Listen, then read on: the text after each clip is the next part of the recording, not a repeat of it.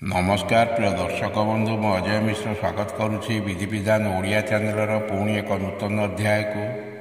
दर्शक बंधु जीवन में बचापी टंका पैसार निहाती आवश्यकता ही पड़ी था किंतु समय समय आमर आवश्यकता पूर्ण करने आम पाखे टंका पैसार अभाव हेतु आम बाहर धार उधार ऋण करज करने बाध्य होता किंतु परवर्ती मुहूर्त आम या सुझापी सक्षम हो पारू नए फल आम ऋण भार बुड़ी रही विभिन्न प्रकार मानसिक चिंताग्रस्त दे गति करुए। तेज आज भिडटी एपरी एक उपाय सम्बन्ध जाना जो उपाय द्वारा आपण पाखक अति चमत्कारी भाव टंका आसव एवं आपण सहजरे ये ऋण भार मुक्ति पाइबे। भिडटी को आपण संपूर्ण रूपे देखु था। ता पूर्व कही रखिबे कि दर्शक बंधु जदि आपण ए पर्यंत मोर ए चैनल को सब्सक्राइब करना दयाकोरी चैनल को सब्सक्राइब कर दिंतु पाखे बेल आइकन को क्लिक कर दिंतु फल मु अपलोड कर समस्त शिक्षणीय वीडियोर नोटिफिकेशन आपण सर्वप्रथम पाइपर एवं वीडियोटी भल लगे लाइक शेयर कमेंट निश्चय करेंगे। दर्शक बंधु आज जाना एभली एक चमत्कारी उपाय संबंध में जो उपाय द्वारा चमत्कारी भाव आपण पाखु टंका पैसा आसव आपण करज मुक्त होइजिबे। दर्शक बंधु 11 दिनर अति सहज एवं यही सरल उपायटी निश्चिंत आपण को करज मुक्त करदेव एतिर सन्देह नहीं। एबे आसतु जानिबा ए शक्तिशाली उपाय संबंध में आपण को सर्वप्रथम गोटे पितल थाली नेबाकू पड़िबो। यदि आपण पितल थाली जोगाड़ करि पारू नाहंती तेबे तंबा थाली किबा रूपा थाली अथवा माटी पात्र मध्य नहीं पारिबे किंतु पितल थाली सबुठारु अधिक फलदायी किंतु स्टील थाली नेबे नहीं। तापरे आपण को समुद्रर बगड़ा लुण निहाती पके 500 ग्राम जोगाड़ करिवे। लिखिया पई नाली कालीर आवश्यकता रही सहित गोटे माटी हांडी एवं नाली सालुकना संग्रह करेंगे। ये सबू जिनस आप सहजरे पाइबे। तापर ये उपायटी को केवल शुक्रवार दिन ही करेंगे। प्रथम आपण नहीं थाली रे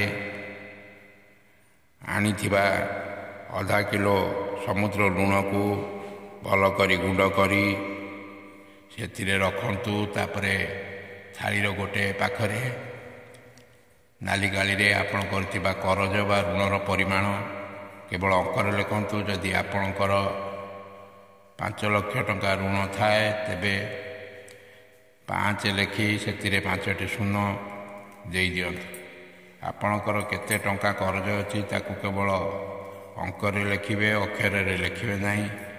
तापर यही थाली को नहीं आपण ठाकुर सम्मुख में रखी दिंतु जेपरी थालीटी हली न जाए बरं सबुठारु भल हेब। ये सब कम ठाकुर सम्मुख में थाली रखी से लुण गुंड करदेवे और से टंकार परिमाण लिखिए। तापर आ थाली सहित बा थाली को डिस्टर्ब नक थाली को हलाइबे नहीं बा थाली सहित आउ पुनर्बार लगे नहीं। दर्शक बंधु या कर सारा पर ठाकुर को धूप दीप दे सबुदिन परी पूजा करेंगे। हाथ जोड़ी कृष्णागिरी पद्मावती भैरव जी को जोड़ हस्तर निवेदन करेंगे। मोर थिबा समस्त ऋण भार मते अति शीघ्र मुक्ति कर दिंतु।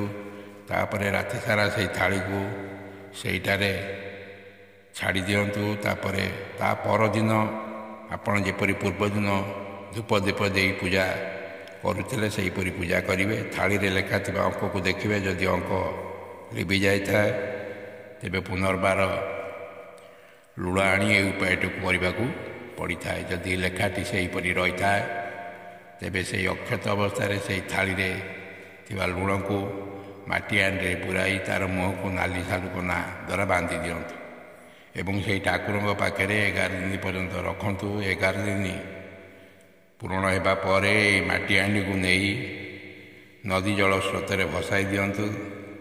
भसाऊा समय ଆପଣ କହୁଥିବେ ମୋର ଥିବା ସମସ୍ତ କରଜ ଏହିପରି ଭାବେ ପାଣି ସ୍ରୋତରେ ଭାସିଯାଉ। ଦେଖିବେ ଚମତ୍କାରୀ ଭାବେ ଆପଣଙ୍କ ପାଖକୁ ଟଙ୍କା ପଇସା ଆସିବ। ଆପଣ ଅତି ଶୀଘ୍ର କରଜମୁକ୍ତ ହୋଇଯିବେ। ଦର୍ଶକ ବନ୍ଧୁ, ଭିଡ଼ିଓଟି କିପରି ଲାଗିଲା ନିଶ୍ଚୟ କମେଣ୍ଟ କରି ଜଣାଇବେ। ରହୁଛି, ଧନ୍ୟବାଦ, ନମସ୍କାର।